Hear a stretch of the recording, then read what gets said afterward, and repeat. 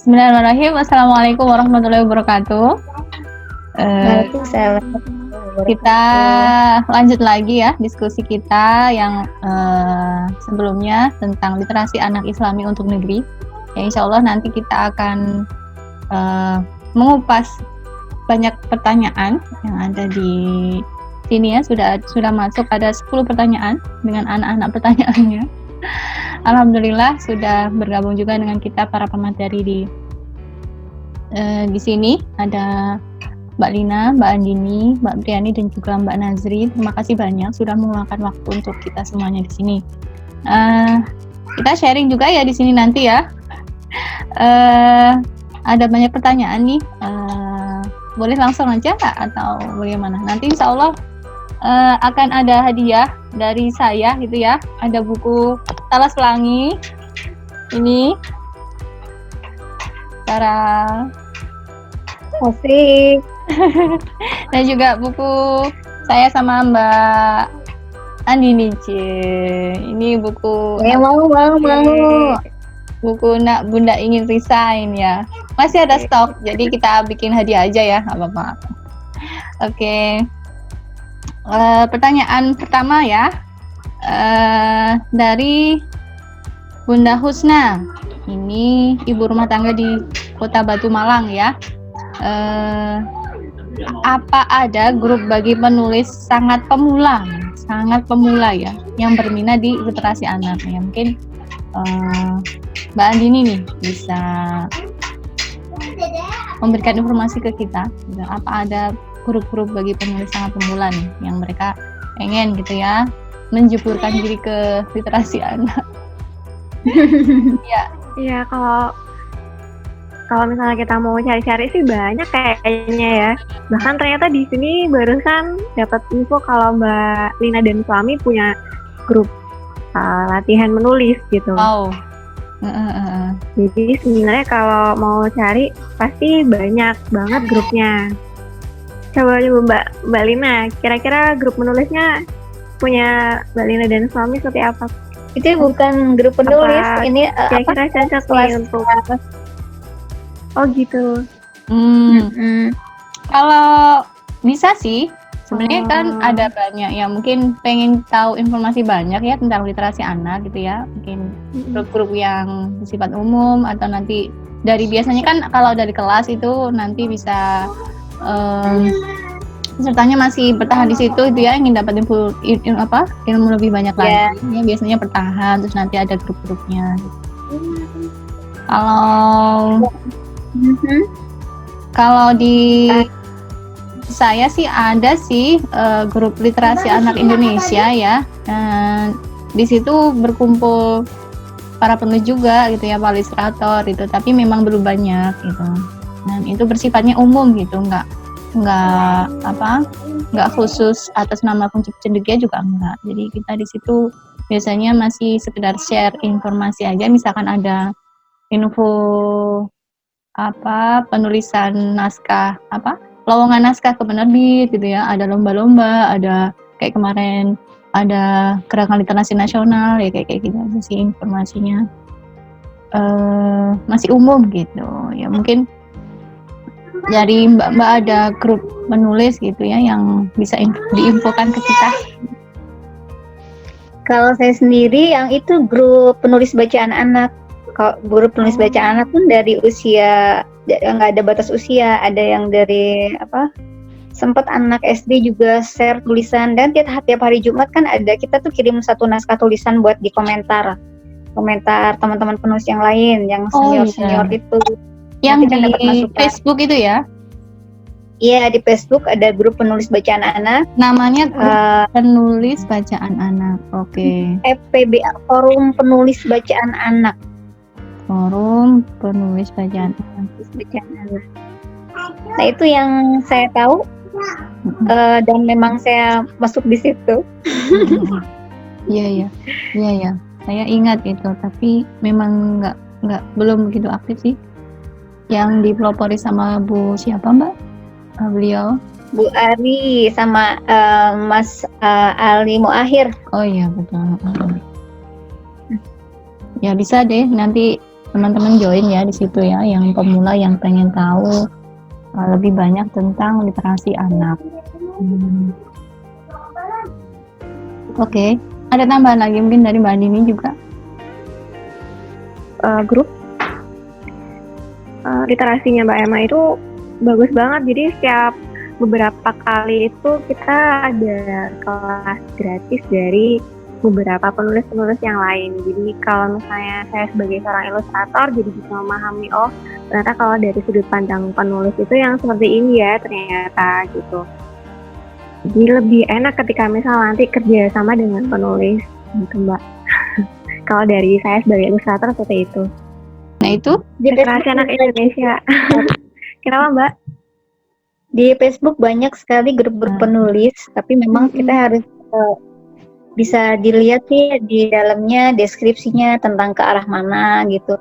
Cuman yang hanya saya tahu dan saya masuk di grup penulis yaitu hanya penulis bacaan anak aja, itu pun sudah mencakup semua, sudah merasa puas ada di situ gitu. Ada terjadwalkan ininya, jadwalnya terjadwal tiap hari, jadwal apa, seperti hari Jumat itu yang beda karya, terus hari Kamis ada kuis, terus hari Rabu ada Rabu seru.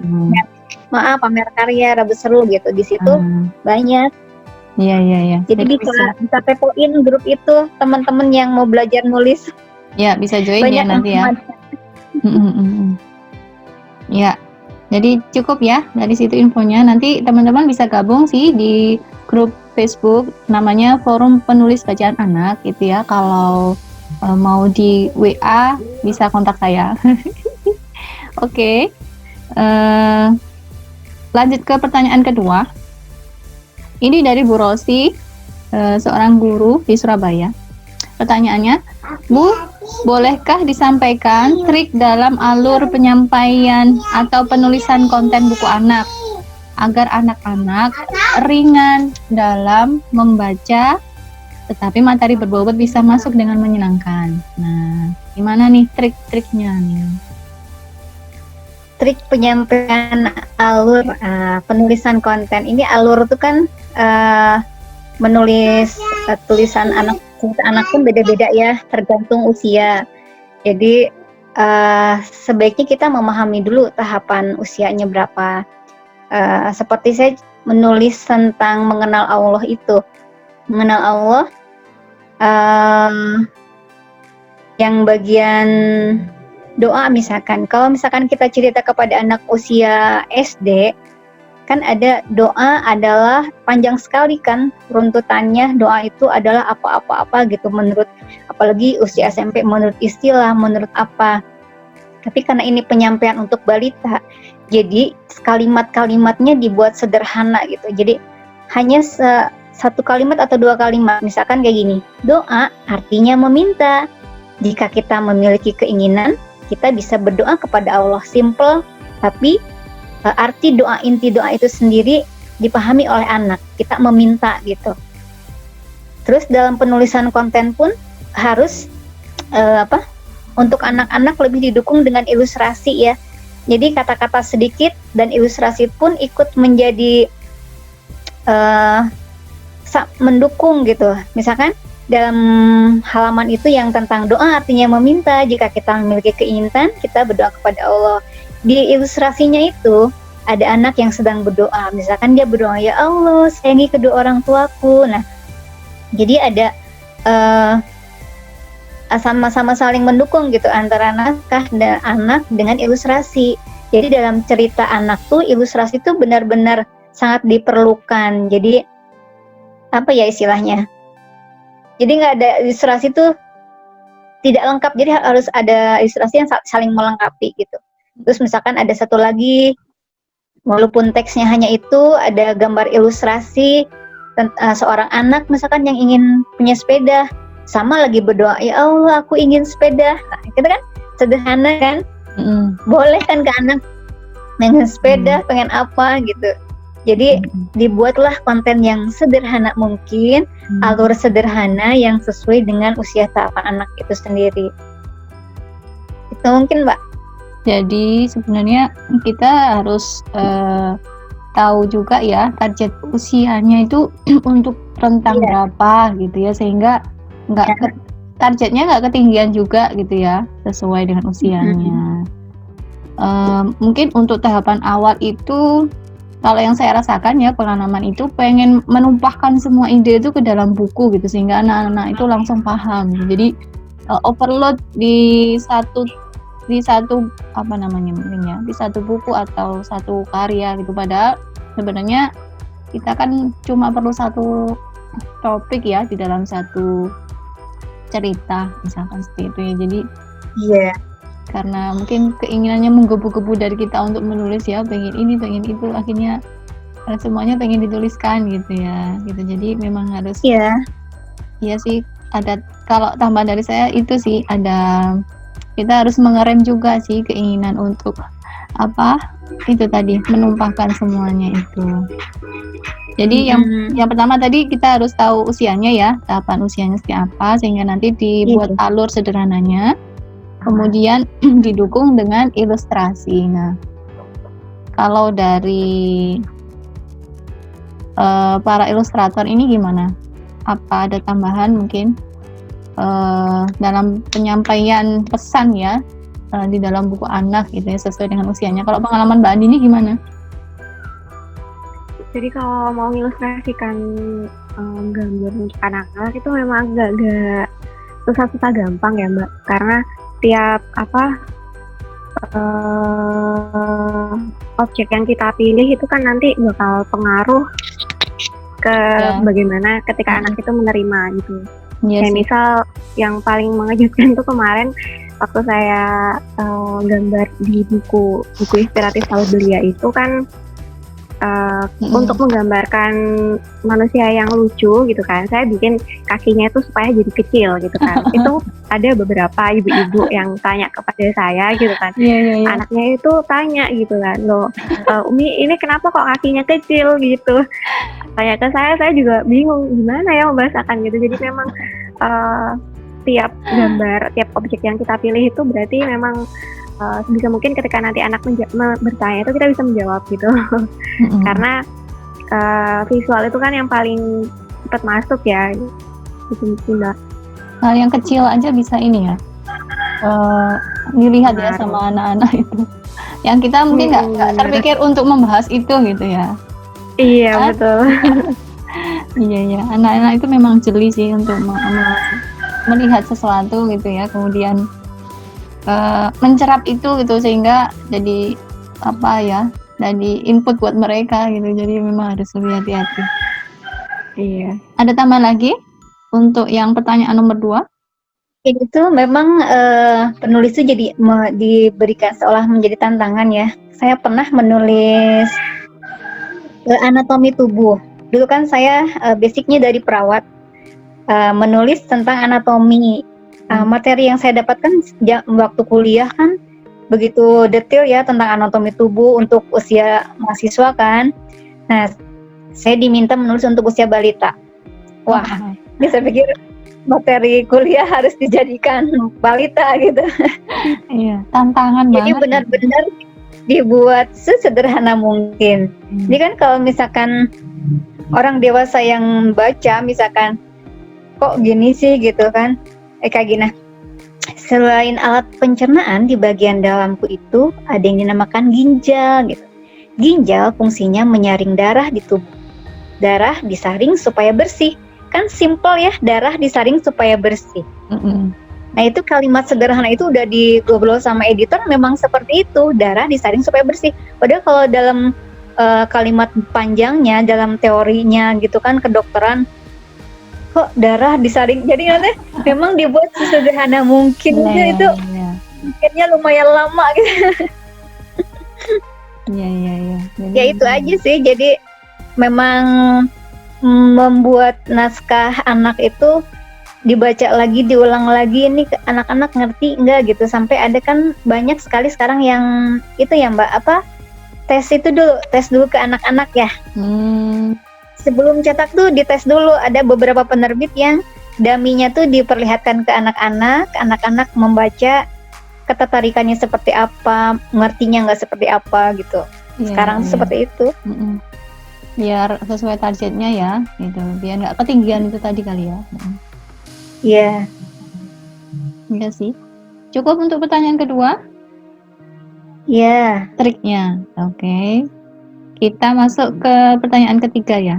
Ini datang dari Ibu Wirani, ibu rumah tangga di Semarang. Begini, saya suka senang dan suka baca buku. Ada keinginan untuk menulis, tapi masih ragu-ragu, iya enggak. Tuh. Punya anak masih kecil-kecil, sekarang masih mau fokus dengan mereka. Minta saran dong dan tips bagaimana ya seharusnya supaya bisa dapat hasil terbaik. Nah, ini agak masih ragu-ragu gitu ya untuk memulai menulis itu. Ada trik dari para penulis di sini, Mbak Priani? Ya, saya Ya, silahkan Mbak Priani, gitu ya. Ada yang masih ragu-ragu? Iya, iya. ya saya ingin berbagi ya, sharing gitu ya. Kalau masih ragu-ragu ya, Bunda harus diniatkan ya. Karena kalau masih ragu-ragu nanti berusaha menulis nanti hasilnya juga akan maksimal gitu ya. Jadi diniati dulu aja ya, diniatkan bismillah saya ingin menulis ya. Nah, kalau kita menulis sendiri sebenarnya untuk apa? Nah, itu kan harus kita menulis buku anak ya. Nah, itu kan sebenarnya kan kalau saya pribadi ya, itu adalah ingin memberi karya itu kepada anak saya gitu ya. Agar sama anak saya itu memiliki bacaan yang berkualitas gitu ya. Berkualitas yang berbobot yang di sini bernuansa Islam ya, untuk meletakkan akidah mereka ya, akidah Islam. Nah, sehingga ketika di sini niat sudah ada ya, itu akan menggerakkan tubuh kita gitu ya, itu untuk mengatur semua aktivitas kita, Masya Allah. Jadi saya dulu yang menulis dengan Mbak Emma itu yang buku Balita Cerdas itu, yang akidah itu, tentang akidah itu justru dulu kami punya anak-anak ya, masih kecil-kecil semuanya. Iya, iya. Masya Allah, kita koordinasi juga dengan anak-anak kecil gitu. Karena memang kita sudah punya itu, kita ingin memberikan yang terbaik untuk anak kita. Nah, ya malam-malam hari ya Mbak Emma ya, Masya Allah. Malam hari itu kita bagaimana biar mengatur anak-anak kecil kita gitu ya, dan kita juga bisa menulis. Tetap aja di situ bisa sepanjang hari itu bersama dengan anak-anak. Justru anak-anak itu kalau saya sumber inspirasi ya, sumber inspirasi apa yang mereka katakan itu menjadi sumber inspirasi saya untuk menulis gitu ya. Nah, coba Bunda di sini senantiasa siapkan kertas dan pulpen gitu ya. Ketika di situ ada inspirasi di kepala, segera tulis ya. Ya nggak harus langsung itu sempurna tulisannya, enggak gitu ya. Berupa coretan-coretan yang di situ terlintas di kepala itu apa. Nah, itu ditulis ya. Kalau saya ada itu, ada kertas, ada pulpen, dan bisa ada note tulisan di WA begitu ya. Nah, itu untuk menangkap ide yang sudah terlintas di kepala, itu merupakan anugerah dari Allah ya, sehingga jangan sampai itu terlewat ya, eman sekali ya, itu jangan sampai terlewat. Nah, sehingga di situ ya, jangan, kalau saya sendiri ya, jangan langsung ingin karya kita langsung terbaik, jadi sudah oke 100%, jangan begitu ya. Kita ini berproses, kita belajar gitu ya, dan justru dari karya kita, oh begini, kita baca ulang-ulang lagi, kita minta pendapat dari teman kita gitu ya. Nah, itu merupakan proses untuk menjadi baik gitu ya. Jangan langsung ingin karya itu menjadi terbaik gitu ya. Jadi kuatkan dulu ini niatnya gitu ya. Niat untuk apa? Ya insya Allah di situ terus lakukan gitu ya. Kayak di situ tadi. Insya Allah Mbak Emma. Iya. Jadi monggo barangkali Mbak Lina. Ya, monggo Mbak Lina mungkin mau menambahkan. Ini iya itu biasanya kita rempong ya, ibu-ibu kan biasa rempong. Iya. Bagi waktu atau bagaimana gitu. Setuju banget tuh sama yang dibilang Mbak Priani tadi. Jadi kita harus siap pensil, catatan tulisan kita ya, jangan sampai terlewat kalau kita punya ide. Terus emak-emak tuh kan banyak kegiatan juga tuh, kayak lagi mencuci piring, nyetrika dan lain-lain. Itu juga sambil nyetrika tuh sambil nyuci piring bisa dipikirkan bagaimana alur cerita. Iya, Nanti iya. kalau selesai kita bisa coret-coret. Iya. Itu udah banyak yang Mbak Priani itu. Jadi apa ya? Menjadikan niatan itu nanti bisa apa ya, benar-benar mendarah daging ya, dibawa kemana-mana gitu ya, Bisa sampai kemana-mana. proyek itu atau ide itu kelar gitu ya, sampai jadi buku ya. Jadi pengalaman Iya. seperti itu juga. Iya sih, betul sih. Jadi memang harus ada niat yang besar itu di awal gitu ya. Karena itu yang menurut saya pribadi juga menentukan nanti buku itu keluar atau enggak gitu ya. Kalau dari awal niatan kita sudah besar, insya Allah akan dimudahkan oleh Allah sih. Pengalaman saya dulu yang buku sama Mbak Priani itu waktu saya lagi hamil trimester pertama kalau nggak salah ya. Jadi masih saat mabuk-mabuknya ya. Jadi ya dibawa aja itu ya, sambil mengkondisikan diri, sambil mencatat ide kayak gitulah. Memang ya perjuangan. Iya. Jadi dari situ tips-tipsnya luar biasa, masya Allah gitu ya. Dan itu tadi ya, jangan, kalau kata Mbak Priani betul sih, jangan langsung pengen karya kita gitu sempurna gitu ya. Buku kita aja belum keluar ya, semoga aja tahun ini keluar ya. Sudah bertahun-tahun itu menunggu ya, masya Allah ya. Baik, lanjut ke pertanyaan selanjutnya ya. Ke pertanyaan keempat ini ada pertanyaan dari Mbak Nurmila, ibu rumah tangga di Kendari.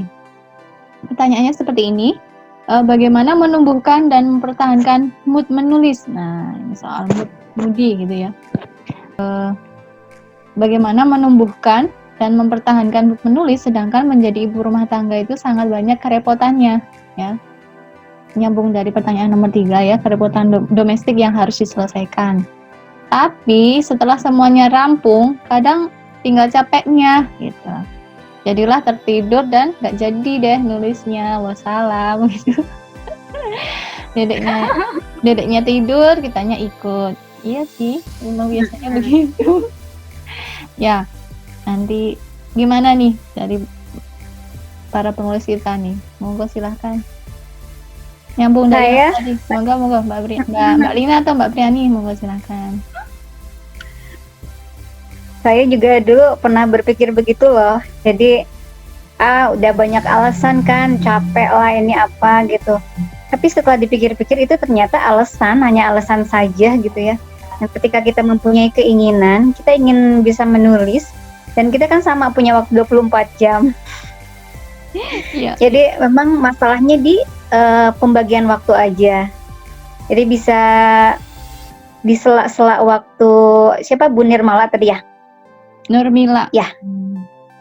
Ibu Nurmila. Ya, di sela-sela waktu itu kan tidak selamanya kan kita tuh beres-beres terus. Kadang ada waktu-waktu santainya, sambil rebahan, sambil main-main sama anak. Nah, saat-saat itu kita bisa dipakai untuk berpikir mengenai menulis gitu. Terus karena memang kita, ya itu seperti yang Mbak Priani bilang kan, niat. Kalau kita kuat niatnya, jadi niat itu kita ingin menulis, ya berarti kita meluangkan waktu untuk menulis. Harusnya ada langkah ke sana gitu. Kita ingin beres-beres rumah, berarti kita melangkah untuk merapikan rumah. Kita ingin menulis, kita siapkan waktu ya untuk menulis, walaupun sedikit. Ini hanya di masalah pembagian waktu. Nanti bisa diatur lagi.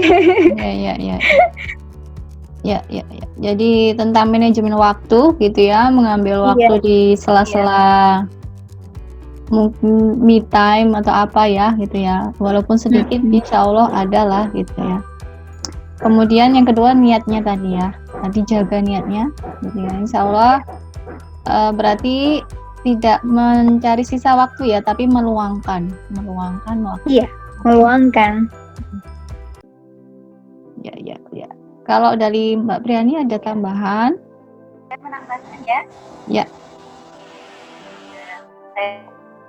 Saya menambahkan ya, dan tips aja ini ya untuk praktis ya. Jika pada malam hari itu siapkan bahannya, sudah ada coret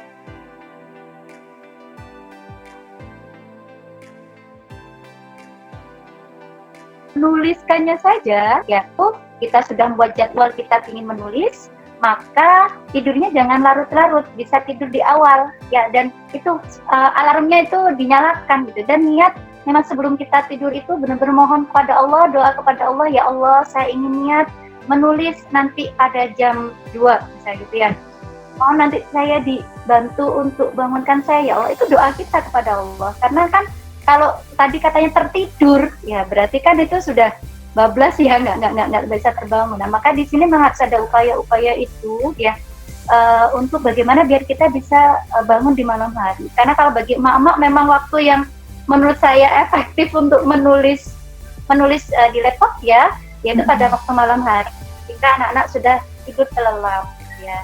Nah, maka di sini monggo tidur di awal, diatur waktunya. Tadi berkata Mbak Lina tuh, manajemen waktu tuh memang harus kita tata dengan sebaik mungkin, serapi mungkin gitu ya, sehingga amanah kita sebagai ibu juga terlaksana, untuk mengatur rumah juga terlaksana, dan kita ingin berkarya pun juga terlaksana gitu. Keren banget ya, Masya Allah gitu ya. Jadi memang kebahagiaan sendiri bisa menulis buku itu ya. Jadi ini tadi tambahan dari Mbak Priani. Yang pertama tadi siapkan bahannya, coretan-coretan, kemudian niat ya. Yang ini kadang saya sendiri lupa untuk niat nulis sebelum tidur, jadi ya kebablasan sampai pagi ya. Ya alhamdulillah dari pertanyaan Mbak Nurmila insya Allah sudah jelas gitu ya. Ada manajemen waktu ya, manajemen waktu, niat, kemudian siapkan bahan coretan seperti itu. Teknisnya memang ya nanti sepertinya memang harus dicoba ya, dicoba untuk memulai. Nah ini yang memulai ini ya kadang-kadang itu kan sesuatu yang susah ya, mencoba untuk habits ya, memulai habits baru atau kebiasaan baru itu kan harus ada usaha yang luar biasa gitu ya. Baik, kita lanjut ya mbak-mbak semuanya ke pertanyaan kelima. Nah, ini dari pelajar nih, wah lebih ini para pelajar nih juga antusias bertanya. Dari Keisha Neva di Brebes. Pertanyaan pertama, bagaimana cara membangkitkan minat menulis di kalangan remaja? Nah, kita kalau tadi ke targetnya anak-anak ya, ini ada pertanyaan ke kalangan remaja nih, usianya lebih tinggi lagi. Bagaimana cara membangkitkan minat menulis nih di kalangan remaja? Siapa? Mungkin Mbak Nazri dan Mbak Andini mungkin bisa membantu kita. Minat menulis. Ya, Assalamualaikum. Waalaikumsalam warahmatullahi. Ya, Nazri coba bantu jawab ya. Sebenarnya Nazri karena bukan penulis juga ya, tapi menurut pengalaman dari teman-teman yang penulis yang banyak Nazri kenal, lumayan beberapa teman, cara membangkitkan minat menulis itu kalau misalnya di kalangan remaja mungkin ini ya, banyak baca ya Mbak ya. Gimana Mbak penulis ya? Biasanya orang-orang yang banyak baca, apalagi penulis ya, kebanyakan apa yang diserap gitu ya. Jadi ingin menuangkan sesuatu ke dalam tulisan, biasanya sih kayak gitu. Cuman karena basicnya Nazri seorang ilustrator juga, bukan penulis, jadi mungkin nanti Mbak bisa tambahin. Dan juga yang Nazri coba jawab yang kedua ya Mbak ya. 5B. Bagaimana agar analisa kita tajam terhadap fakta dan dapat mengolahnya sehingga menghasilkan solusi yang tepat. Analisis. Ya, kalau misalnya kita lihat fakta, gimana sih supaya kita dapat menganalisisnya? Selain kita harus banyak baca, dan juga kita harus melek gitu ya, melek dengan masalah yang terkini terhadap remaja saat ini misalnya. Seperti contohnya pacaran, itu kan sebuah masalah ya dalam Islam ya. Pacaran, kemudian kayak tutup aurat yang simpel-simpel aja kayak gitu. Nah, itu kan fakta. Dan kemudian gimana sih cara mengolahnya sehingga menghasilkan solusi yang tepat? Nah, sebenarnya harus mengaji juga gitu ya Mbak ya. Itu sih Wow. solusinya. Mengaji ya. Harus mengaji. Garis Ngaji. bawahi. Saya garis bawahi dulu. Garis bawahi. Soalnya kalau Oke. misalnya kita nggak tahu, kan harus paham ya kalau misalnya kita harus mencari solusi nih atas semua permasalahan. Ya intinya kita harus tahu gimana sih Islam yang menjawab pertanyaan ini, menjawab masalah ini gitu. Solusinya emang ada pada Islam gitu. Jadi insya Allah kalau misalnya kita udah paham sedikit gitu ilmu tentang permasalahan remaja, jika kita ingin menulis atau kita ingin melakukan sesuatu, insya Allah solusinya dapat gitu. Gimana ya kata-katanya? Gitu, Kalau terkhusus pada literasi anak, kalau ditujukan pada literasi anak gimana? Ya berarti mungkin melek fakta terhadap dunia anak juga kali ya. Iya. Ada fakta. Itu sih. Faktanya sekarang dunia anak itu kayak gimana sih? Lagi baik-baik saja atau gimana? Sebenarnya kemarin udah dijelasin sedikit ya sama Andini ya. Kalau menurut Najri sih faktanya itu banyak susupan nilai-nilai yang sebenarnya jauh dari Islam. Misalnya kita kaum muslimin nih di negara yang mayoritas muslim. Namun asupan media, asupan literasi anak saat ini itu jauh dari Islam sendiri kayak gitu. Itu sih Mbak. Ada Mungkin tambahan? Andini bisa. Mbak Andini monggo. Iya, kalau dari pertanyaan pertama itu kan tadi menumbuhkan minat menulis.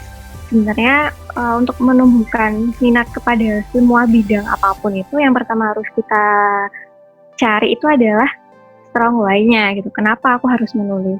Kenapa aku harus melakukan aktivitas ini gitu kan? Berarti kita juga harus tahu tuh kira-kira urgensitas aku menulis itu apa gitu. Biar ada kebutuhan untuk menulis di sana. Biar ada akhirnya timbul minat gitu kan ya.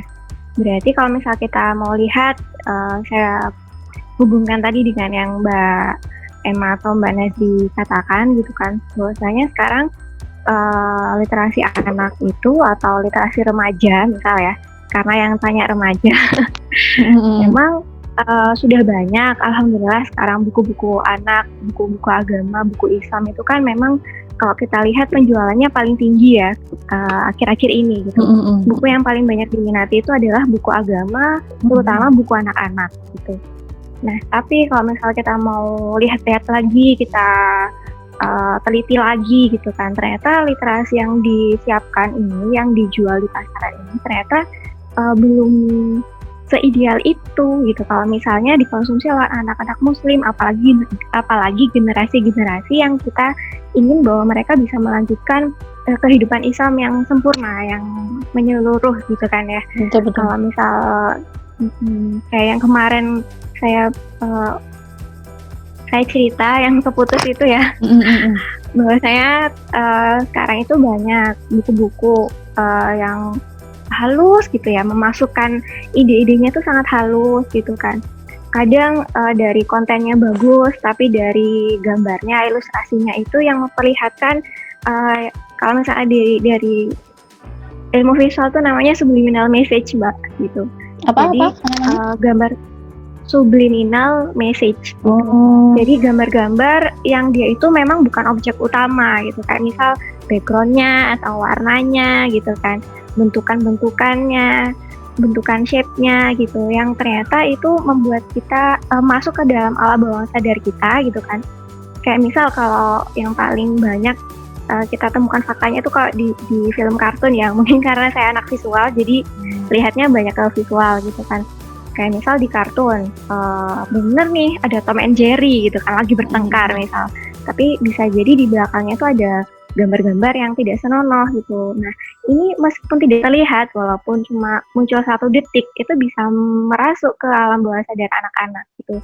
Nah apalagi dari bacaan-bacaan gitu kan, kayak misal pemilihan kosakata itu juga penting. Saya yakin penulis juga tahu, tapi dari visual itu juga masuk gitu Mbak sebenarnya. Kayak misal kalau dari segi visualnya itu ya, kayak misal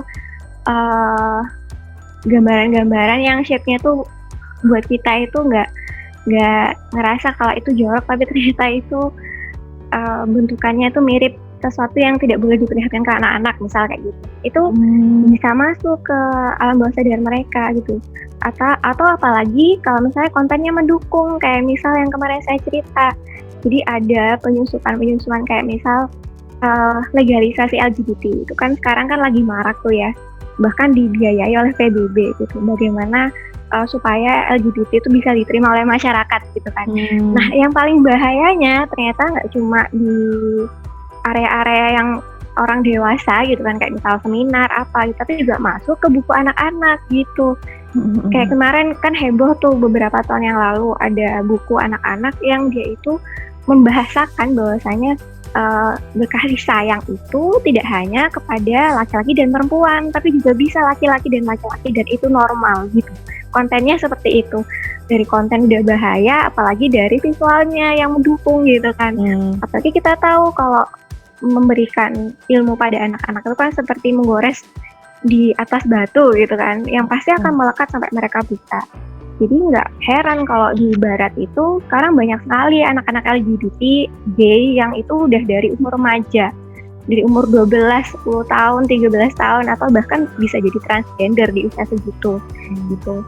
Jadi menurut saya literasi ini itu penting sekali gitu kan, apalagi didukung dengan visual yang baik, yang mendukung apa yang ingin kita sampaikan kepada masyarakat, kepada umat itu gitu. Jadi ini bisa dijadikan insight nih buat siapa yang tadi tanya ke saya, Mbak Nesya gitu. Bahwasanya kita harus tahu urgensitas menulis itu apa. Ketika sudah tahu urgennya apa, maka kita akan mau nggak mau tergerak untuk menulis gitu. Maka di situ ada minat akhirnya, seperti itu Mbak. Jadi wah, luar biasa ya. Jadi ada banyak hal baru yang saya dapatkan di sini ya. Jadi ilustrasi itu sangat-sangat penting ya untuk mendukung sebuah pesan buku gitu ya. Jadi bukan hanya penghias ya, apalagi kalau dari penjelasan Mbak Anjini tadi, bahkan bisa menjadi alat penyampai pesan utama sih ya. Jadi seperti itu. Kemudian di pertanyaan yang masih ditanyakan oleh Keisha, bagaimana agar menjadi penulis multitalent? Nah, penulis multitalent, wow. Kayaknya semuanya bisa menjawab deh ini. Halo? Coba yang jawab. Silahkan. Bagaimana agar menjadi penulis multitalent? Penulis multitalentnya maksudnya ke penulis itu sendiri kan ya. Jadi menulis itu kan jadi banyak genre gitu, maksudnya gitu bukan ya? Jadi apa multitalenta segala semua bisa atau gimana itu? Kalau yang saya pahami di sini mungkin penulis yang plus gitu ya. Penulis konten, ya tukang gambar, ya ilustrator, atau ada kemampuan teknis yang lain gitu ya terkait dengan kepenulisan. Kalau menurut saya multitalent itu berarti kan kita banyak bisanya ya, tidak satu. Dan setiap apa yang kita mau sebenarnya apapun bisa dipelajari. Jadi memang kalau misalkan ingin multitalenta, jadi pelajarilah semua gitu, pelajarilah secara bertahap sampai memang setiap apa yang kita inginkan itu, bagian-bagian itu tuh ya bisa kita pahami dan kita bisa melakukannya. Itu mungkin. Ingin segala bisa, jadi berusaha semaksimal mungkin membuat bisa, melangkah, mencari ilmunya, prakteknya, seperti itu ya. Atau mungkin begini, perlu nggak sih kita jadi multitalent gitu? Atau kita harus fokus ke satu keahlian dulu nih? Misalkan saya nulis konten, saya harus sampai bagus dulu nulis konten. Atau saya perlu belajar untuk hal yang lain, misalkan menggambar gitu ya, menggambar ilustrasi atau audiovisual atau apa gitu. Kalau menurut Mbak di sini, ini tambahan pertanyaan dari saya. Itu gimana? Bagaimana? Monggo. Coba. Kalau dari sisi visual ilmu desain itu memang ada orang-orang yang punya multi talent gitu. Jadi dia bisa segala macam hal, ada tapi yang satu itu dia itu fokus dalam satu hal gitu kan. Menurut saya sih sebenarnya pertanyaan ini itu dikembalikan lagi ke kebutuhan kita gitu kan. Setelah tadi tahu insight menulis, misal insight menulis itu apa gitu kan, kita tahu urgensinya menulis di sana. Ketika kita mampu ya kita menulis gitu. Tapi ketika misal kita melihat, oh ternyata tulisan ini butuh visualisasi, oh ternyata tulisan saya, buku saya ini untuk bisa dikenal orang butuh banyak ilmu marketing misal gitu, butuh ilmu-ilmu yang lain yang mendukung gitu, kayak misal apa ya, pemasaran gitu dan lain-lain. Nah berarti ini sesuai kebutuhan kita, kira-kira kita mampu nggak di sana gitu. Tapi kalau misalnya memang sekarang itu kan eranya era kolaborasi ya, bukan lagi era 4.0 gitu kan, tapi sudah akan dicanangkan bisa jadi era 5.0 gitu kan. Nah, era-era 5.0 ini memang era-era kolaborasi sebenarnya gitu. Makanya Jadi, saya bagaimana kolaborasi kita- sekarang. Iya benar ya, Mbak. Gitu, jadi era kolaborasi gitu kan. Itu bisa kita tuh jadi menjaring teman-teman yang banyak yang memang fokus di bidangnya gitu kan, yang memang ahli di sana gitu kan. Tapi bukan menutup kemungkinan kita bisa tahu semua hal gitu. Karena kayak misal seorang ilustrator, ketika dia tidak tahu bagaimana caranya seorang penulis itu menulis gitu kan, akhirnya nggak bisa combine tuh dengan tulisan, konten, dan apa yang divisualkan gitu. Jadi kan memang seorang ilustrator itu kan harus tahu ya bagaimana cara menulisnya atau kontennya itu bercerita tentang apa, dan juga harus tahu isu-isu yang lagi berkembang di masyarakat supaya apa nanti dimasuk-masukkan tuh visualnya ke dalam gambar gitu kan, supaya lebih dekat dengan pemirsanya, dengan pembacanya gitu. Soalnya kalau misalnya dari ilmu desain sendiri, desain yang lebih mudah diterima masyarakat itu yang paling sering dilihat sebenarnya gitu Mbak. Kayak misal dari pemilihan warna gitu, atau dari bentukan objek, style gambar gitu. Seperti itu sih Mbak. Kan nggak mungkin kita kalau misalnya mau ilustrasikan buku anak, terus bikin style gambar abad 19 gitu kan, yang semuanya tuh realis gitu kan. Kan nggak cocok dengan yang diminati sekarang gitu. Jadi memang harus sedikit banyak tahu yang lain gitu. Jadi jawabannya sih disesuaikan sama kebutuhan menurut saya. Boleh kita multi talent gitu. Tapi eranya sekarang kolaborasi gitu Mbak. Oke deh, saya lanjutkan berarti kolaborasi aja kali ya. Seru sih, kolaborasi itu seru sih. Jadi kita bisa sharing, bisa punya banyak teman, punya banyak relasi, dan saya rasa sebuah kesuksesan itu juga nggak, menurut saya pribadi ya, jadi kesuksesan bersama itu jauh lebih berkah kalau menurut saya ya, lebih barokah, dan bisa terasakan kebahagiaannya itu lebih besar daripada kita sendiri gitu loh, bergerak sendiri, menulis sendiri. Ya seperti itu sih pendapat saya pribadi sih ya. Mungkin ada tambahan dari yang lain? Atau cukup ya dari ini tadi? Jadi untuk menjadi multi talent itu kalau mau bisa banyak hal sih ya kita harus belajar ya, karena insya Allah semuanya bisa kita pelajari. Tapi memang kita perlu fokus pada satu hal dulu sehingga nanti bisa menjadi pakar di situ ya. Kemudian kita menyesuaikan dengan kebutuhan dan kita perlu melakukan sebuah kolaborasi. Wow, keren. Ya, Mbak boleh nambahin? Oh silahkan. Yang tadi. Monggo, silahkan. Jadi menurut Nazri sendiri ya, boleh nggak kita, sebenarnya boleh kalau misalnya kita bisa multi talent. Ya itu kenapa boleh? Karena itu memang kayak Andini bilang tadi, untuk mendukung misalnya ilustrator, tahu nih cara menulis yang benar atau cara dia menulis itu kayak gimana. Hanya cukup tahu aja. Mungkin baiknya kita fokus di ilustrasi kita, sehingga tujuannya apa? Agar ilustrasi kita kan kita niatkan untuk kebangkitan umat misalnya gitu kan. Kita membantu para ilustrator yang lain untuk mengembangkan ide-ide Islam yang lain juga gitu. Saling mendukung gitu. Saling mendukung di antara profesi ilustrator yang lain kayak gitu. Seperti para penulis tidak harus menjadi multitalent menjadi ilustrator juga. Tapi para menulis cukuplah fokus dengan tulisannya dengan mendukung tulisan-tulisan orang lain juga kayak gitu. Itu sih menurut Nazri Iya, iya. tambahannya sedikit. Jadi lebih ke Terima arah kasih. fokus itu tadi ya, fokus. Oke. Bisa kita lanjut ke pertanyaan selanjutnya ya. Ini dari Ibu Meli, ibu rumah tangga di Probolinggo. Nah, ini pertanyaannya, melihat perkembangan anak-anak generasi zaman now yang mengalami dekadensi moral, sebaiknya literasi yang seperti apa yang kita berikan kepada Ananda dan pengemasan yang bagaimana ya, packaging ya, agar diterima oleh Ananda. Nah, ini. Monggo silakan Mbak Andini atau yang lain.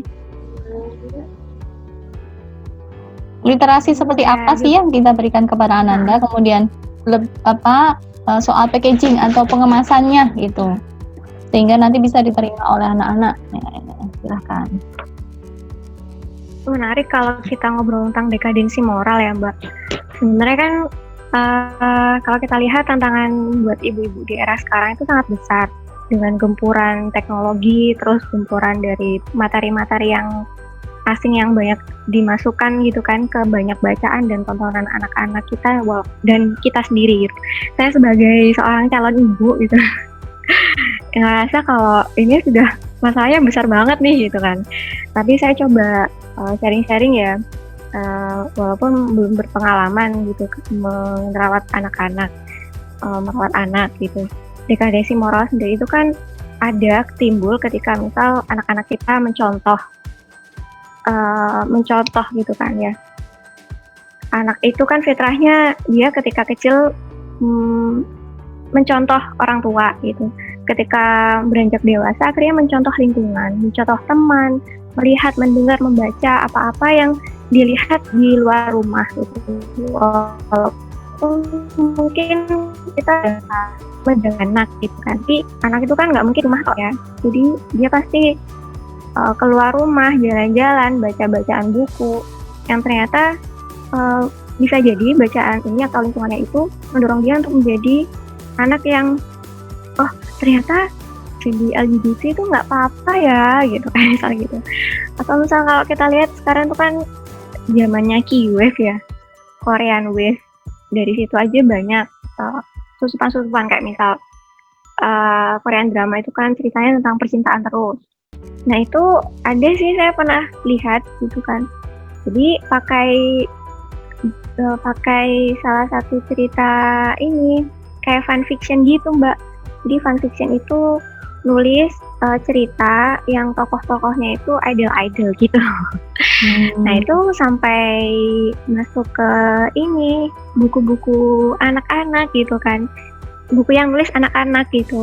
Jadi menurut saya sih memang memberikan asupan materinya itu memang kayak misal ya kalau kita sudah memfilter TV tapi ternyata di YouTube nggak terfilter gitu kan.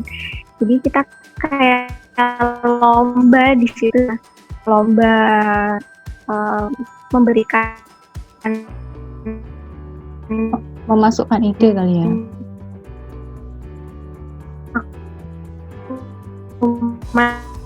Yang baik dengan pengemasannya keren terus kali gitu. Jadi memang itu sih sepertinya Mbak, kita sedang berlomba gitu. Jadi literasi yang seperti apa? Berarti yang literasi yang lebih islami atau? Oh iya. Jadi memang kalau misal kita mau memberikan contoh moral yang baik itu kan nggak ada contoh terbaik selain Rasulullah dan para sahabat gitu kan. Jadi bacaan yang terbaik itu menurut saya pribadi adalah dari contoh orang-orang yang ada pernah hidup real gitu, untuk bisa dicontoh oleh anak-anak kita. Jadi menurut saya sih bagaimana caranya mengangkat tema-tema seperti sirah atau cerita-cerita sahabat ceritanya Rasul, cerita Sahabiah gitu kan, dikemas dengan cara yang baik dan bagus gitu, atau cerita orang-orang yang solih dan solihah gitu Mbak, supaya bisa dicontoh oleh anak-anak kita. Kadang kalau misalnya kita kasih cerita-cerita misal kayak superhero gitu kan, atau Iron Man, jadinya anak-anak kita terinspirasi, oh bisa jadi hero itu harus bisa terbang dulu misal gitu, oh jadi hero itu harus bisa bertarung dulu kayak misalnya seperti itu. Berarti kan imajinasinya itu jadi ke sana gitu, memikirkan bagaimana ya kalau bisa terbang, bagaimana ya bisa kalau misalnya dari tangan sini keluar jaring laba-laba kayak misalnya gitu. Jadinya fokusnya bukan ke yang bisa dilakukan hari ini, tapi lebih ke berimajinasi nantinya.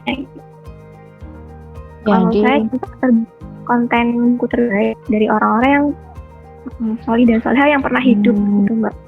Jadi perlu tambahan di situ ya. Jadi anak-anak memang perlu contoh sosok hero yang memang kapasitasnya ya manusia gitu ya, bukan orang yang kalau di tokoh-tokoh itu kan fiksi yang yang bisa terbang, yang bisa ini, yang bisa ya yang sebenarnya nggak bisa dilakukan oleh manusia gitu. Jadi kalau menurut Mbak Andini tadi, literasi yang seperti apa ya, literasi yang memunculkan sosok tokoh-tokoh yang di situ manusiawi gitu ya, seperti para sahabat, para cerita-cerita sahabat Rasulullah atau sejenisnya seperti itu ya, yang dimana mereka memiliki teladan yang baik gitu ya buat anak-anak gitu ya.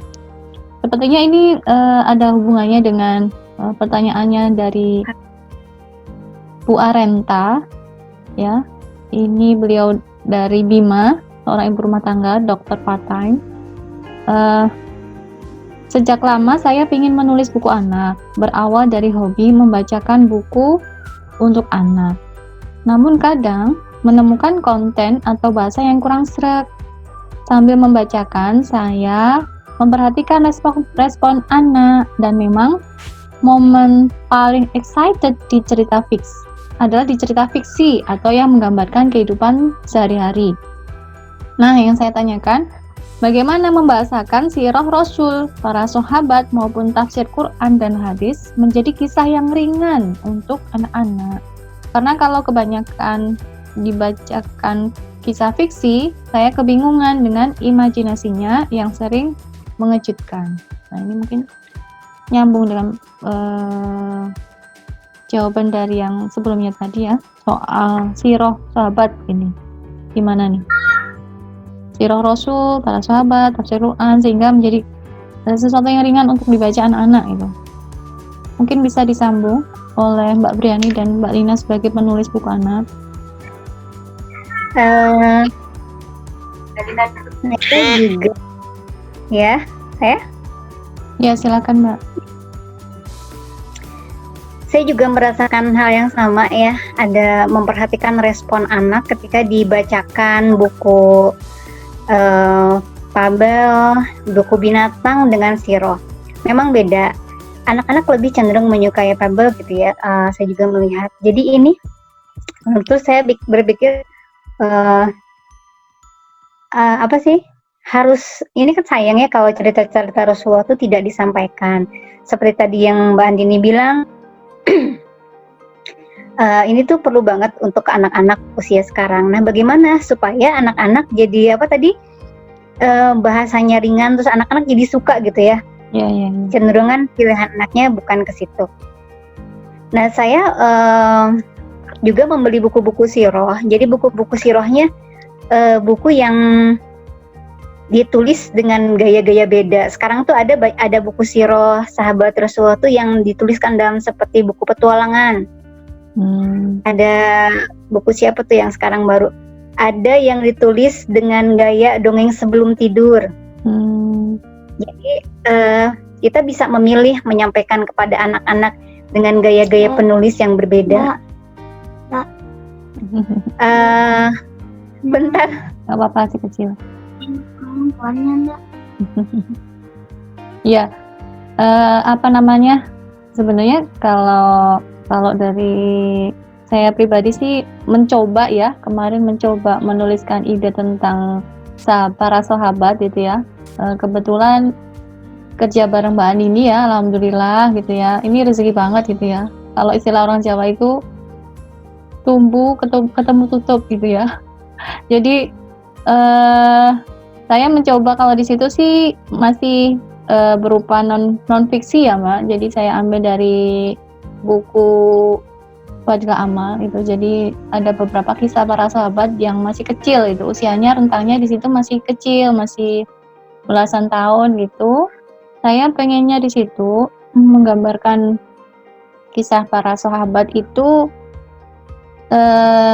dengan usia yang tidak jauh berbeda dengan anak-anak. Harapan saya juga anak-anak bisa lebih dekat gitu ya dengan sosok para sahabat yang mereka itu ya sepantaran gitu loh, sepantaran dengan anak-anak, sehingga tidak jauh-jauh dengan usia mereka, sehingga bisa mengambil ibrahnya juga lebih dekat gitu. Nah, mungkin nanti ditambahkan sama mbak-mbak yang lain gitu, bagaimana sebenarnya biar kemasan buku itu lebih bisa diterima oleh anak-anak dengan enjoy gitu kali ya. Monggo dilanjut Mbak Lina. Sekarang juga banyak buku-buku sirah yang dibuat semacam big book ya. Jadi ceritanya, kalimatnya sedikit, gambarnya yang banyak. Dan memang saya bilang tadi ilustrasi itu benar-benar sangat diperlukan dalam cerita anak ini ya. Tulisan-tulisan dibuat sedikit, tapi gambar tuh benar-benar perlu gitu. Nah, biar anak menarik, saya juga bercerita kepada anak. Jadi menggunakan kayak ada intonasinya gitu. Jadi cerita ke anak-anak tentang sirah tuh, emak-emak tuh bisa lebay lah ke anak-anak, gimana cerita biar anak-anak tuh terpancing gitu, datang ke kita untuk mendengarkan. Misalkan kemarin saya cerita ada bundanya Nabi Muhammad itu kan sedang waktu dalam masih hamil, di dalam perutnya tuh ada cahaya ya. Saya cerita, Dek, di perut bundanya itu ada cahaya gitu. Terus kan dengan bahasa kita kayak dilebih-lebihkan gitu. Jadi kan dia tuh datang dulu tuh, anak-anak datang dulu, terus tertarik, terus duduk bareng, terus lihat nih gambarnya. Nah, hal-hal seperti itu untuk anak bisa jadi dibutuhkan. Jadi anak tuh terpancing untuk membaca, terpancing untuk melihat buku itu gitu. Salah satunya seperti itu. Karena memang kebanyakan kan sirah-sirah tulisan gitu kan. Jadi langkah awal untuk salah satu cara saya gitu kemarin tuh ke anak-anak begitu. Jadi mengajak anak, kita tuh excited gitu, kita tuh harus ceria, harus membuat ekspresi yang menarik buat dia, biar dia tertarik untuk duduk datang.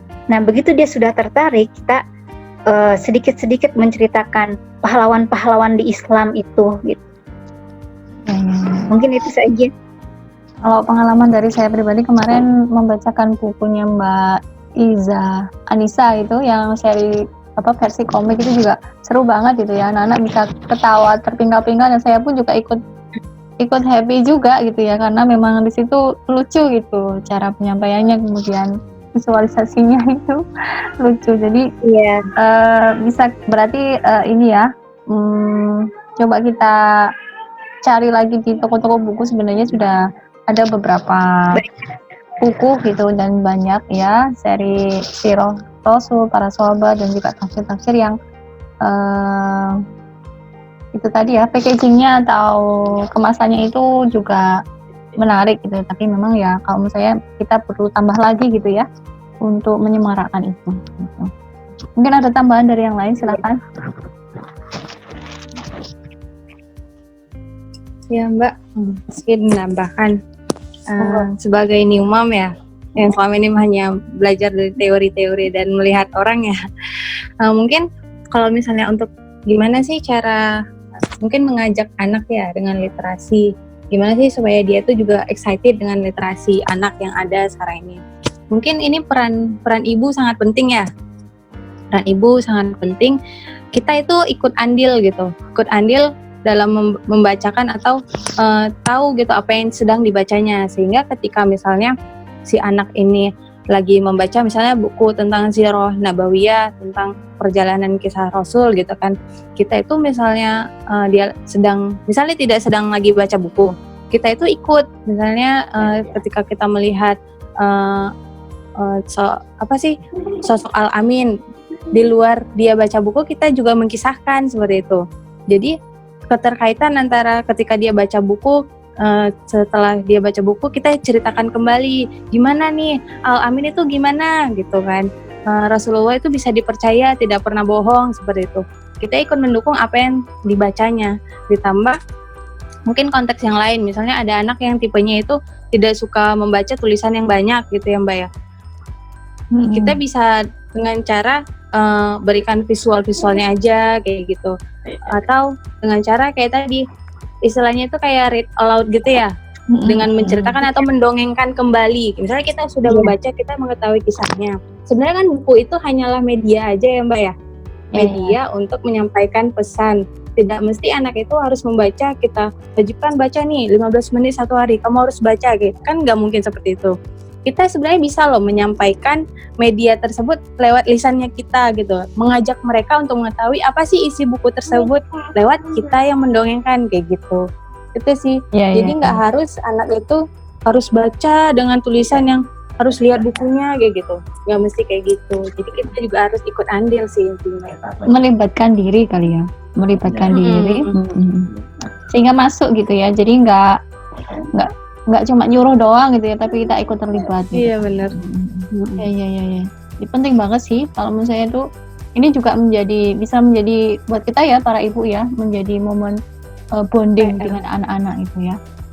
Sehingga bisa lebih dekat dengan anak gitu ya, kita lebih tahu ternyata seru juga gitu, kita bisa tertawa bareng anak-anak gitu ya, sehingga ya itu tadi kualitas komunikasi dengan anak-anak itu bisa lebih baik lagi. Ada tambahan mungkin dari dari pertanyaannya Bu Arenta ini? Ya, saya ingin menambahkan sedikit ya. Silakan. Seperti ya, Bu Arenta ini tipe ibu yang memang kan suka baca ya, yang pasti itu kan tahu poin-poin apa saja yang ingin disampaikan ke anak ya. Nah, ketika di situ ternyata beli buku, ternyata bukunya tidak sesuai dengan alur, ya pastinya Bu Arenta kok gini ya gitu ya. Nah itu justru Bu Arenta ini tuh punya poin di sini tuh sudah bisa membuat alur untuk buku anak kan gitu ya. Sehingga di sini tinggal mengemas saja bagaimana bahasa ya, bahasa yang digunakan untuk di tulisan tersebut, di narasi tersebut disederhanakan gitu ya. Bagaimana sih menyederhanakannya? Ayo coba aja ke anak gitu ya. Saya juga suka seperti itu. Kalau pengen nulis seperti ini, saya cerita dulu ke anak gitu ya. Direkam aja itu pas waktu cerita ke anak itu. Oh, ternyata anak suka gitu ya. Nah, itu saja nanti yang ditulis ya. Sehingga di sini butuh memang kita sebagai ibu mengimprovisasi ya. Jadi sebenarnya apakah butuh gitu ya, anak itu kita harus beli buku untuk bacakan ke anak? Enggak gitu ya.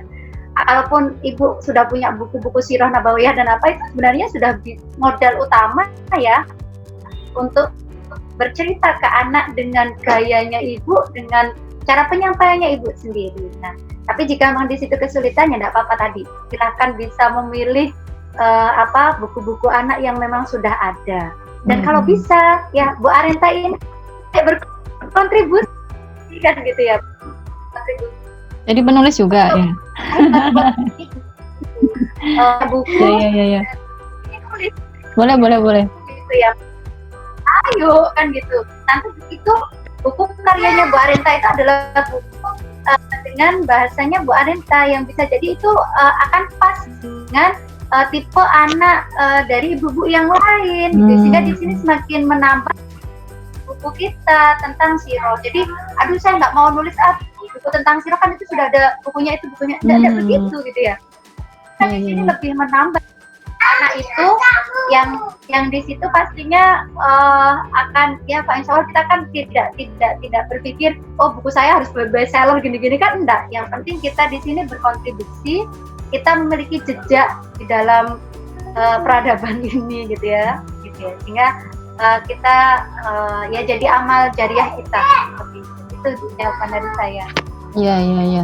Jadi ini juga luar biasa ya. Kalau pengalaman saya pribadi itu ya, dari buku saya sama Mbak Nini yang komik seri Sahabat Belia, yang pertama kan seri penghafal Al-Quran, sahabat Rasulullah penghafal Al-Quran dan hadis. Yang kedua itu pejuang Islam tangguh ya. Saya dapat testimoni dari teman dokter itu di Bogor itu. Saya di WA itu, Mbak, saya tuh nggak selesai nangisnya itu sama suami gitu dari hasil membaca buku seri Pejuang Islam Tangguh. Dan saya loh, kok bisa kayak gitu ya. Jadi kita nggak tahu kliknya buku itu dengan siapa, tipenya seperti apa itu kita nggak tahu. Tapi ya alhamdulillah itu loh, dari bentuk atau konsep yang seperti itu tuh ternyata ada yang ngena itu di orang lain yang itu sangat berefek banget buat dia gitu. Kok bisa ya suaminya juga ikut nangis gitu. Jadi yang penulisnya saja istilahnya ya nggak segitunya juga gitu ya. Masya Allah itu. Jadi memang sih kalau kata Mbak Priani itu betul ya. Jadi bisa kita ikut berkontribusi gitu ya menjadi penulis, kemudian bisa menyesuaikan dengan karakter anak-anak juga gitu ya. Ada anak yang suka fiksi, ada anak yang suka non fiksi, ada yang suka diceritakan sama bundanya langsung, ada yang suka lihat gambar-gambarnya doang gitu ya. Ya seperti itulah. Jadi kalau menurut saya sih kita coba aja semuanya gitu ya. Kalau kita bisa menggambar, ayo menggambar. Kalau kita bisa bikin kontennya, ayo bikin konten gitu sih. Jadi biar target menyampaikan pesan Islam kepada anak-anak lebih luas ini bisa kita capai gitu. Seperti itu. Mungkin itu ya dari pertanyaan dari Bu Arenta. Lanjut, bagaimana? Lanjut, oke lanjut. Nah, kemudian ada pertanyaan lagi nih, masih tersisa 3 pertanyaan ya. Ini masih ada hubungannya sama yang sebelumnya ya sebenarnya ya. Nanti bisa dibuat mungkin lebih singkat aja. Dari Ibu Mala, ibu rumah tangga di Jakarta. Bagaimana membuat anak-anak tertarik untuk membaca dan bagaimana menjadi seorang penulis di tengah kesibukan menjadi ibu? Bagaimana mengatur waktunya? Nah, tadi insya Allah sudah kita bahas ya di sebelum-sebelumnya. Bagaimana agar anak-anak itu tertarik untuk membaca. Kemudian gimana caranya menjadi penulis buku yang lagi sibuk-sibuknya menjadi ibu rumah tangga ya. Tips mengatur waktu, pengalaman dari teman-teman semuanya silakan.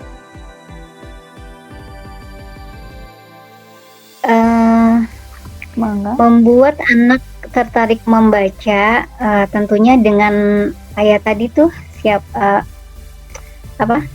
membiasakan anak dibacakan cerita, read aloud gitu ya. Terus kita memfasilitasi buku-buku untuk bacaan anak. Jadi secara tidak langsung anak itu nanti lama-lama menyukai buku. Terus banyak sekali kan pilihan buku-buku anak sekarang, tidak hanya dalam bentuk buku tapi di dalam ada berupa ada atraktif gitu kan ya. Itu bisa jadi pilihan ibu-ibu itu. Iya. Terus untuk usia anak kecil, orang tua memang dituntut untuk bisa menjadi pendongeng. Jadi tidak hanya membacakan lurus, kita bisa membaca dengan gaya cerita sampai anak-anak merasa tertarik. Wah, ternyata di dalam buku itu banyak sekali ilmu. Ternyata di dalam buku itu banyak sekali yang kita tahu gitu. Nanti akhirnya anak-anak bisa memiliki kesenangan sendiri. Untuk masalah mengatur waktu, tadi udah banyak dibahas di atas ya. Yang pertama, saya bilang karena memang kita sama-sama 24 jam, setiap orang punya prioritas waktu tersendiri. Jadi sebenarnya untuk masalah waktu itu bisa disesuaikan dengan kebutuhan masing-masing. Seperti kata Mbak Priani, kalau misalkan siang-siang kita melakukan aktivitas, fokus kepada anak, kita bisa menyempatkan menulis di waktu dini hari atau ketika anak-anak sedang tidur.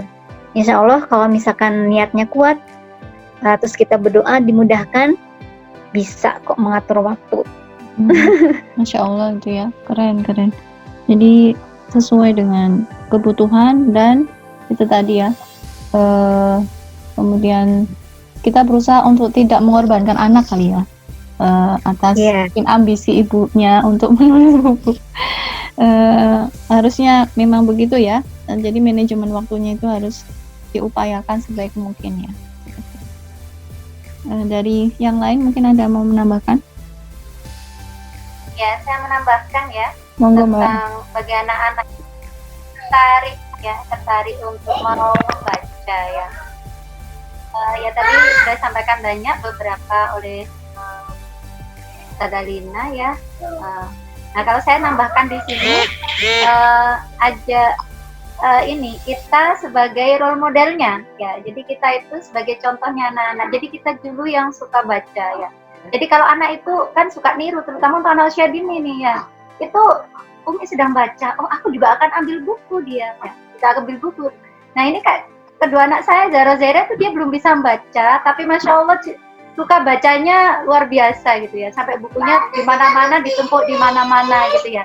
Nah itu ketika kita baca, pasti anak-anak itu akan mengikuti kita. Nah ketika misalnya anak belum tertarik, nah maka di situ tadi selanjutnya adalah kita ngajak anak kita gitu ya, konversasi ya. Jadi kalau sampai tertarik, wah ini Umi sedang ngapain gitu ya.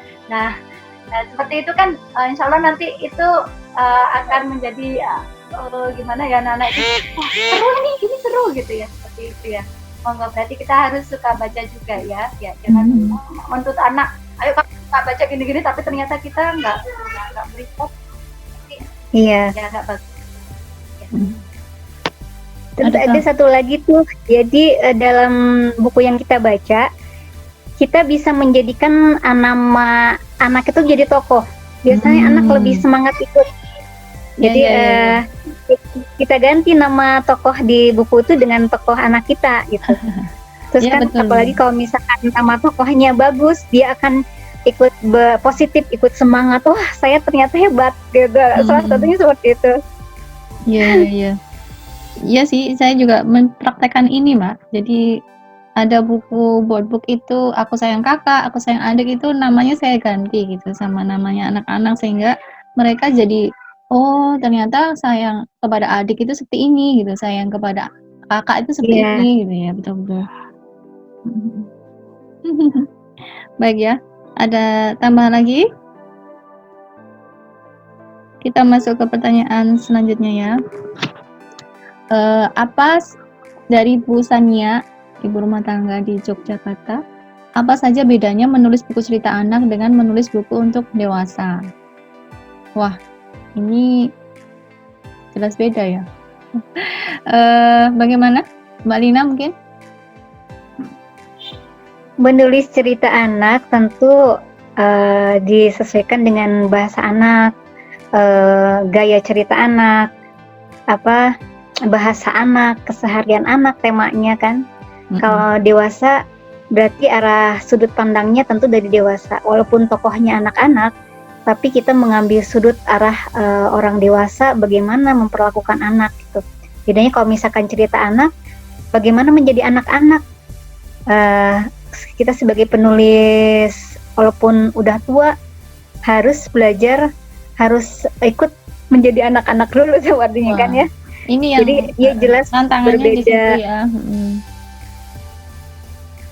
Udah dari judulnya sudah beda, dan kalau memang terlihat dari buku-buku yang ada pun kan ya, gaya tulisannya, gaya tulisan untuk anak-anak pendek-pendek, untuk cerita dewasa panjang-panjang, kalimatnya bersayap gitu. Insya Allah dari fisik pun sudah terlihat, kontennya pun harus beda. Jadi memang itu ya, kayak cerita, bahasa, tema, kemudian sudut pandang. Nah, kemudian bagaimana bisa menjadi anak-anak itu yang membedakan cerita anak dengan cerita orang dewasa gitu ya. Kalau pengalaman dari teman-teman penulis pemula itu masih kesulitan untuk bagaimana untuk menyederhanakan bahasa disesuaikan dengan anak-anak gitu. Jadi sudut pandangnya itu saya sendiri juga masih belajar ya. Jadi sudut pandangnya itu bagaimana agar tidak dewasa gitu. Jadi masih suka banyak yang seperti itu gitu ya. Kesulitan teman-teman itu di situ. Menjadikan sudut pandang anak-anak ini yang harus kita pelajari lagi itu. Mungkin ada tambahan yang Sama, lain. belajar. Saya juga terus belajar. Betul. Setiap ada buku baru, kita punya konsep baru, kita pun belajar juga. Iya, betul. Apalagi untuk cerita anak, kalimatnya harus sederhana mungkin, sama-sama kok Mbak belajar juga. Jadi nggak pernah berhenti belajar ya, insya Allah. Lanjut ke pertanyaan selanjutnya. Ini pertanyaan terakhir ya, alhamdulillah. Dari Ibu Rini, ibu rumah tangga, ini owner also Xiaomi Hijab di Bandung. Pertanyaannya begini, anak saya Fajar 6 tahun, belum bisa baca. Dari kecil usia 1 tahun saya bacakan buku cerita sebelum tidur. Dan sampai sekarang kalau mau tidur malam, dia selalu minta saya membacakan buku cerita untuknya. Ini menjadi habit. Fajar kalau sedang main sendiri, dia akan mengulang apa yang saya ceritakan. Bahkan ketika saya malam harinya kecapean dan lupa membacakan buku cerita untuknya, Fajar akan membacakan buku cerita. Kalimatnya sama persis dengan apa yang saya bacakan padanya selama beberapa tahun belakangan. Bahkan dia tahu persis halaman berapa cerita yang saya bacakan. Ini membuat saya terkejut. Pertanyaannya, apakah ini baik untuk tumbuh kembangnya? Apakah ini normal terjadi? Gitu ya. Ini pertanyaan sekaligus curhatnya luar biasa ya. Kalau saya tadi langsung tercetus, wah ini bakat nih untuk jadi hafiz Al-Quran gitu. Coba Mbak, bisa kita bantu mungkin menjawabnya. Bisa dari Mbak Priani, Mbak Lina, atau Mbak Andini, atau Mbak Nazri. Silakan. Ya, saya dulu. Ya.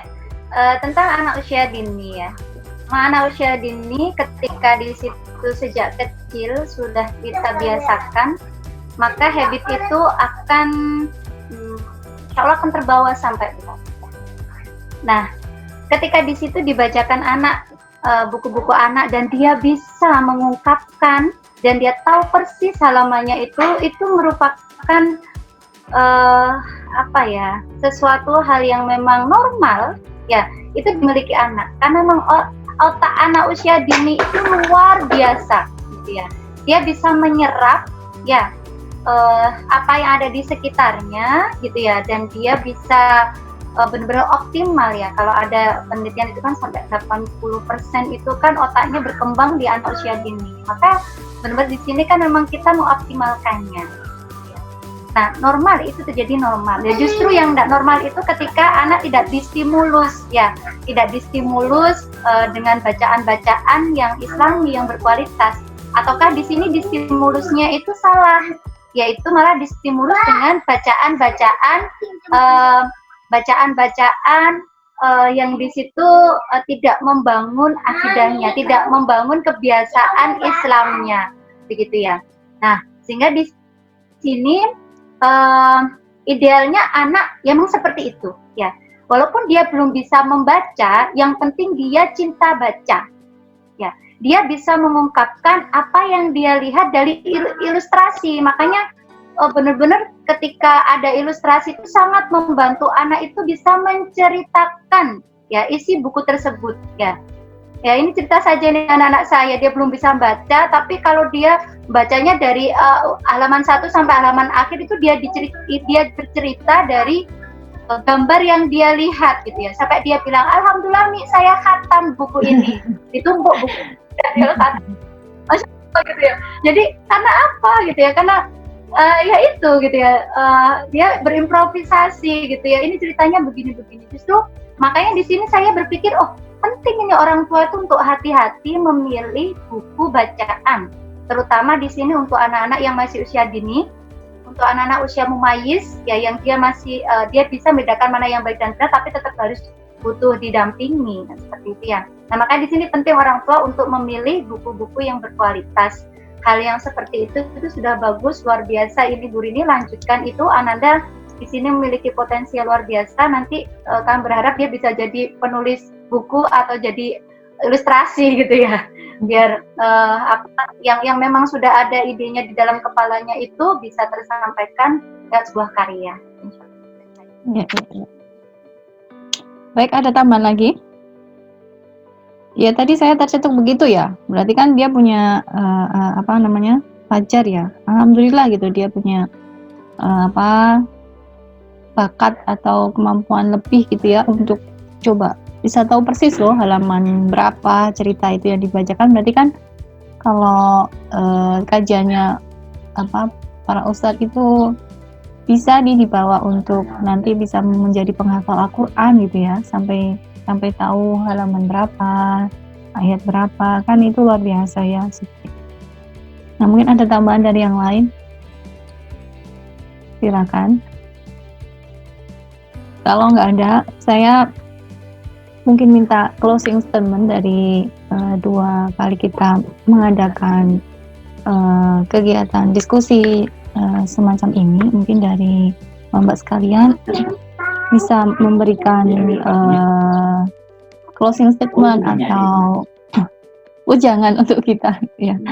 Nah, kalau dari saya Mbak, kita tahu sekarang lagi banyak gempuran bacaan-bacaan literasi anak yang isinya ternyata nggak sesuai dengan Islam.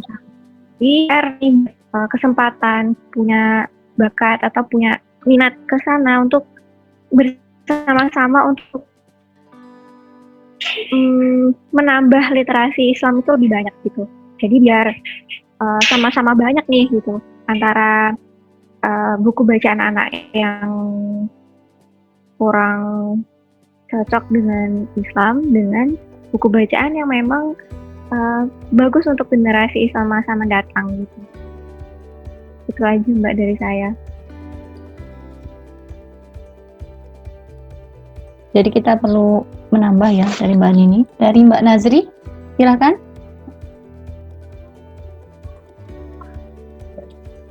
Ya, dari Nazri, closing statementnya mungkin ini sebenarnya PR ya, terutama bagi peserta mendengar literasi anak kali ini, kan ada yang calon ibu dan juga ada yang menjadi ibu. Sebenarnya PR bagi kita sebagai ibu untuk kita fokus pada anak kita gitu kan, pada anak kita dan juga fokus kepada umat, bahwasannya literasi itu emang sangat penting. Nah, sebagai ilustrator juga ini PR banget bahwasannya ilustrasi itu berdampingan sekali dengan tulisan bagi anak-anak gitu. Jadi anak-anak gampang untuk mencerapnya ketika tulisan itu ada dampingan, ada gambarnya, ada visualnya seperti itu. Jadi itu sih kita harus banyak belajar lagi, PR mencari melek fakta istilahnya gitu. Kita tahu apa yang baik dan apa yang buruk, apa yang apa yang bisa dicerap anak itu baik atau tidak gitu.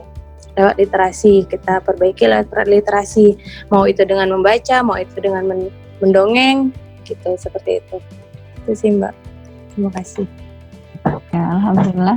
Dari Mbak Priani, silakan.